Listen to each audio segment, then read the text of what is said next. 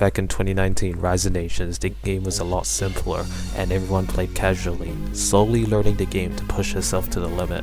That one fateful day has slowly emerged and people learned that one unit has a small loophole that caused it to become the best unit in Rise of Nations. This was the artillery.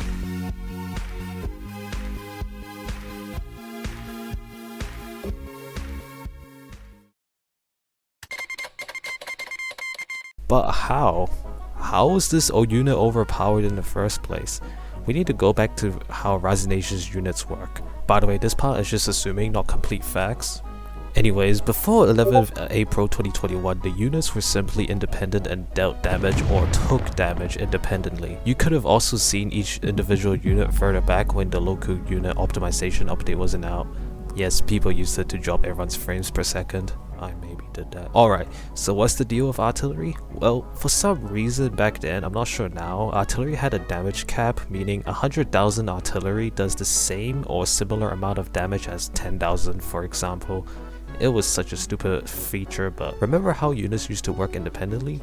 Yeah, people figured out that if you simply split the artillery into 16 or 32 stacks, you could bypass the damage cap. So 10,000 artillery grouped into one stack would do less damage than 32 stacks of 10,000 artillery, because they don't have to worry about the damage cap. Now, I'm not sure who figured it out first, but I found out about it from this old Rise of Nations YouTuber called Crim's Phoenix, please come back, where they used this method to record their superpowers versus small nations. Artillery stacking had slowly become a normal use and gained a name within the community called super artillery. Well, amongst those who bothered watching Rise of Nations content, I was once called a cheater because Brazil's 4 million troops close to my shore instantly got wiped with my super artillery.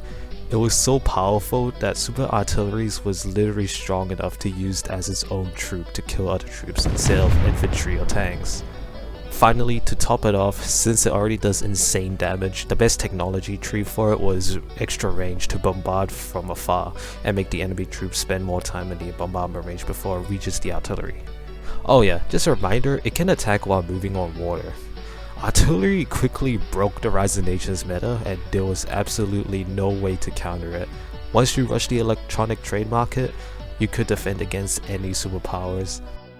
Unfortunately though, this was not HyperRen's intended way of playing Rise of Nations, and the artillery will eventually meet its demise. 11th of April 2021, HyperRen released an update where units that deal area of effect damage should no longer be hyper-amplified when divided into many stacks. This completely ruined artillery's place in the top of the meta, and it went on to becoming a general bombardment unit, or so I thought. Because I'm not sure when, but one of the update HyperRen completely removed the ability of artillery attacking in water, and also while it's moving. Artillery now has to be stationary to attack. People still found a way to somewhat replicate the super artillery, but overall it's not as good as before, and that was the end of artillery's place in the meta. A new meta has arrived where all you do is sit in forts with infantry and artillery. Well, that has always been the meta because the defense has always been broken. But the removal of the fort's build limit and static lines has definitely revived it. But artillery nowadays is still being used. It's not useless, just not as powerful as before. Attackers are a better option for troop bombardment as it's more versatile, but artillery still works as a cheaper option if you haven't unlocked aircraft parts yet. It does suck that the artillery won't damage troops when it's moving, but at least HyperRen made sure everybody used artillery the intended way. Nah, screw that, bring back the super artillery. But before I go to the conclusion, I really wanted to take the super artillery history as an example on how to get better in Rise of Nations. Remember how I said people slowly learn how to push the game to its limits? I wanted to remind you all that Rise of Nations is a game and real life strategies may not be the best in Rise of Nations.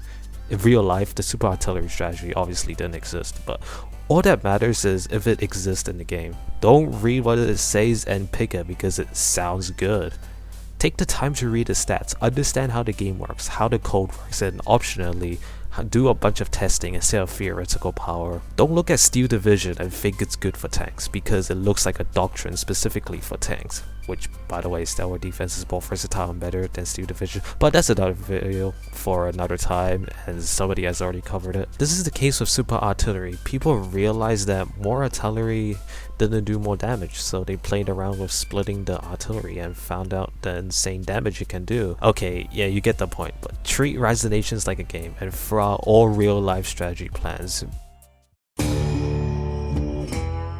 Artillery hasn't received major changes, though it has been indirectly nerfed, with attackers being more effective against artillery in an update. The Super Artillery was a great example of players pushing the game to its limit, which caught Hyperon's attention to nerf it. Today in Rise of Nations, the artillery reminds us that it had the biggest fall off in the meta in Rise of Nations history.